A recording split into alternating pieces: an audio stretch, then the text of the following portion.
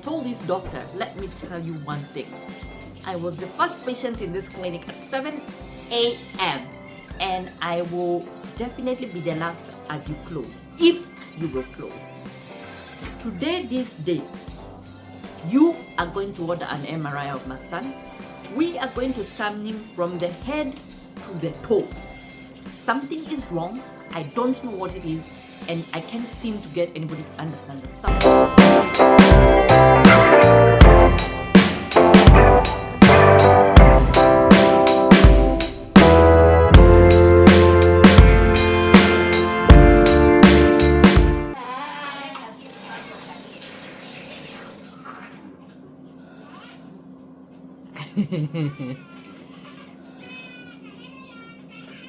My little human.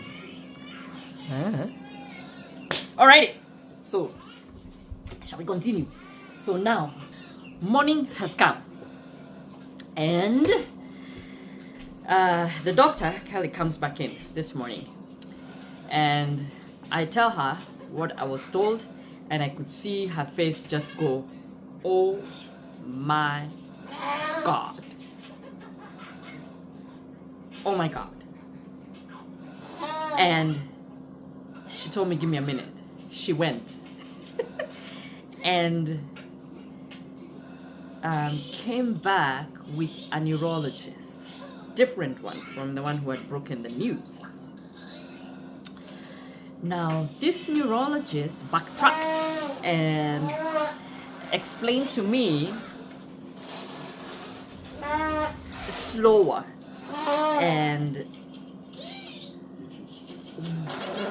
what the problem was. So he apologized for the other provider, and then he made sure we had nutrition, air is good, he had a good night. I told him this is the longest he has slept. His breathing is still not very optimum, but this is good because he was well fed, his airway was clear. Even if his breathing was not very optimum, I was holding him, he was next to me, and I made sure that he was getting adequate breath. So this neurologist now explained gently. So he said the high suspicion of spinal muscular atrophy is correct. And before we get the genetic test, now remember yesterday, I told you the day before, I never asked what the labs were. Now this doctor says, I sent in for genetic test. Aside basic labs, I also sent in for genetic test because I knew it was spinal muscular atrophy. We had good rapport with her. I knew it was spinal muscular atrophy, but I didn't want to be the one to break it to you without the neurologist here. But as soon as you explained to me yesterday, remember, and as soon as we did all the labs, or I did my examination, I knew it was spinal muscular atrophy, and so we got ahead and drew the labs, and part of those labs was sent to another hospital up north for testing, for genetic testing of spinal muscular atrophy. Now, this doctor now, hold on a minute. Are you doing good, Nathan? Are you good? I don't see it. Where is it? Right here on the side? Yeah, good. Good. Alrighty, okay. Now that the test had already been initiated, this neurologist told me it is spinal muscular atrophy, and even if without the genetic results, the tongue fasciculations and the gradual loss of muscle strength is very typical of spinal muscular atrophy, even if I don't have anything else. Now, contrary to what you were told yesterday, there is new treatment therapies. So now this is 2017 where we're doing this. In 2016, December, I think it was actually December 24th, on Christmas Eve, they had approved the first therapy for spinal muscular atrophy. Remember, any medication taken for SMA is not a cure. They can't cure the genetic problem already, but there are therapies that can adapt what is already there, and they can regenerate to help muscle movement. So at this time, the first medication for spinal muscular atrophy had just come out, Spinraza. and it was on 2016 Christmas Eve. And he told me this hospital we are in is not a center to give it yet. We are going to send those results to Seattle Children's, and so your initial examination will be a call from Seattle Children's. So I was like, okay. And so at least the genetic bit had been covered, the signs and symptoms he covered, and he gave me some hope that I didn't have before, that there's therapy. But he was very clear, this is new medication. Every child who presents with spinal muscular atrophy does so differently. And so equally, these treatments, we can't be able to give you how it's going to look like. I can't be able to tell you X amount of 1 week or 1 month or 2 months to expect this and this. Each child has to chart their own map, and your child will tell you how they are responding. You will see the changes, you communicate those changes to the provider, they will not take them. And so he told me it won't be something drastic, it won't be immediate, but there is some hope that he will regain some movement. How much movement, I don't know, and I can't tell you because it's new medication. So this guy now had given me some hope. So now he told me, now that the labs have already been sent, you have a way to give nutrition. He had a tube. We'll send you home with a pump. We'll set you up with suction and a company that will provide those. And we will set you up with additional formula in case your breast milk is not ample. And then we will continue. We will send those to your doctor so that you can continue to go for weigh-ins just to make sure he gains weight. The genetic results are going to take 2 weeks. And in these 2 weeks, you're going to get a call from the provider at Seattle Children's, and they're going to organize with you how you can go in there and get things going. So with that said, there was no reason to stay in the hospital. So we discharged and went home. So we waited for the 2 weeks. I think this was now 17th. It may have been the beginning of May, March, April, May, when we got, I think maybe 20s, April 20s, because the doctor called me and told me we have the results, and she was very polite and very nice and very kind, and they do show spinal muscular atrophy, and here is what we are going to do. Now, the way they had organized it up there in Seattle Children's is you go in initially, because this is an injection that was being given through the spine. You're going to meet the doctor team, you're going to meet your pulmonologist, you're going to meet anesthetist, you're going to meet the neuromuscular provider. It was neuromuscular stroke rehab, she's the one who called. And as a team, they are going to give you direction on the way forward. Now, so we went home and we waited for the call. The call came, the results were SMA, and so it was time for us to go to Seattle Children's for whatever else. Now, from our understanding, this was a regular clinic day. I was going to go, come back home with my baby. That was the plan. That was my understanding. And when we go, we went, me, that little sister of mine, and my little human. Those rides to go to the hospital were very challenging because his breathing was not optimum. I remember actually, let me tell you, the last night before we went to the hospital, I remember holding my baby, and his breathing in the night was weak. He had these long pauses. You had to hold him for him to shake him so that he could take a breath. His breathing was shallow and he'd take those long pauses. It was terrifying. That last night was really terrifying. And so we went to the hospital, very thankful that we're going to the hospital, at least to have somebody eyeball him.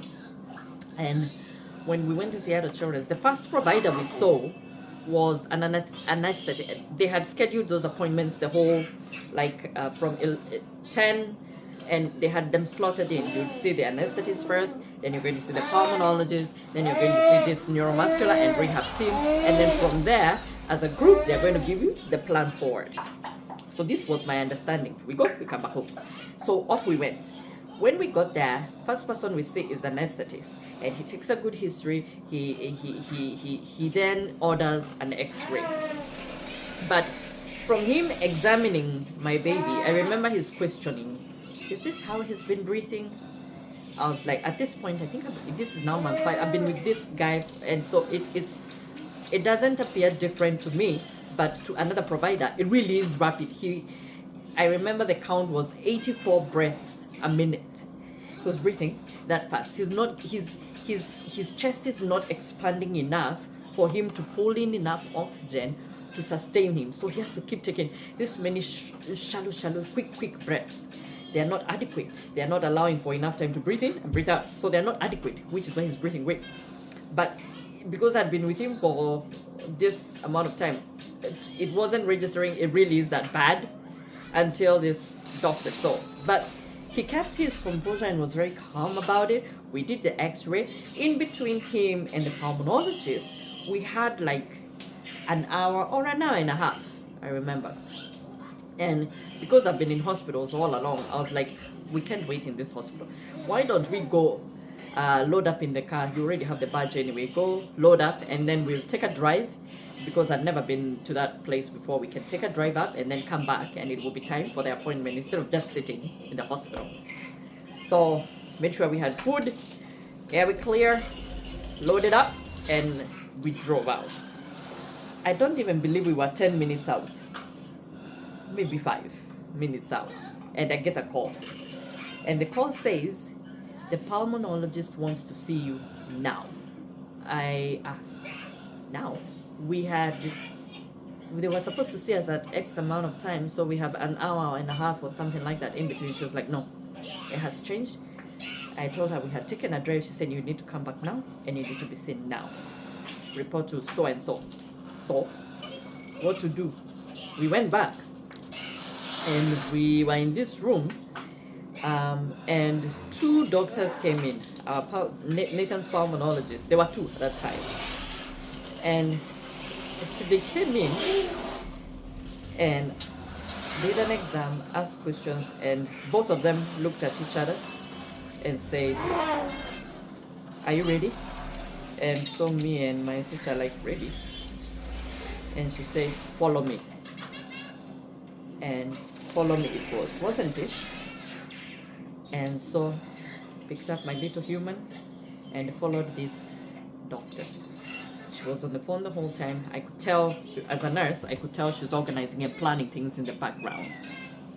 And from where we were, we walked and found ourselves in an emergency room, like a trauma room that had everything. There was doctors, respiratory therapists, 1 million. It was just busy suddenly. And my son had, they put on like a BiPAP on his face. And she took the time to explain to me, sorry, it was a lot. His breathing was very fast. He needs support with breathing now. We are going to try BiPAP on the mouth. My original plan is to do a tracheostomy, but you have been doing some respiratory care. Remember I told you I was sectioning and I was doing steaming, and his secretions were loose and moist, so I'd been pulling them out. And so she said, because you have already initiated this support, we are going to try BiPAP. And the success of BiPAP is dependent on, 1, if he tolerates it well.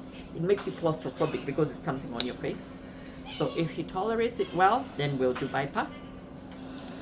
If his work of breathing is reduced, we can continue with BiPAP on top of the good tolerance.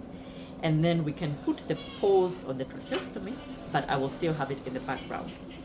So put the BiPAP on this guy, and this dude sleeps. He slept for about 4, 5, 6 hours, like blackout. Slept. He had finally found help with breathing. And remember I told you he had not been sleeping? And this little guy knocked out. He slept. Now I also relaxed because now there was respiratory therapist. He had secretions that were like the Niagara Falls. They were many. Oh my God. You almost wanted to leave a suction catheter in there for it to keep pulling. They introduced shaky vest, they introduced cough assist, and with the help of the ventilator BiPAP, the airways started opening up. You remember I was saying his chest shape was different? It's because of collapsed alveoli, and so your chest wall collapses, and the muscles are not strong enough to pull it out. There was a lot of secretions, lots and lots, many. It was just a consistent flow of lots of secretions. Oh my God, it was a lot. And the pulmonologist followed us to the room, and she spent a good amount of time with my son, tinkering with the ventilator, and she told me, come here. You at least a bit have a background of ventilators, yes? I want you to listen to this ventilator. It was a midday one, and so I learned to listen to ventilator. And she told me, when I change this, do you hear the difference? When I change this, do you hear the difference? She said, I want you to be able to hear this breathing and know what's happening to your son, even if you're not right there with him. Alrighty, so I'm going to take a short intermission. I need to check out my microphones. They're giving me a little bit of a headache. And then I'll be back. Alrighty? Stay tuned. From here on, I'll tell you now what happened now that we are in hospital. He's getting care. Now we will pick it up from there. Alrighty? In a bit.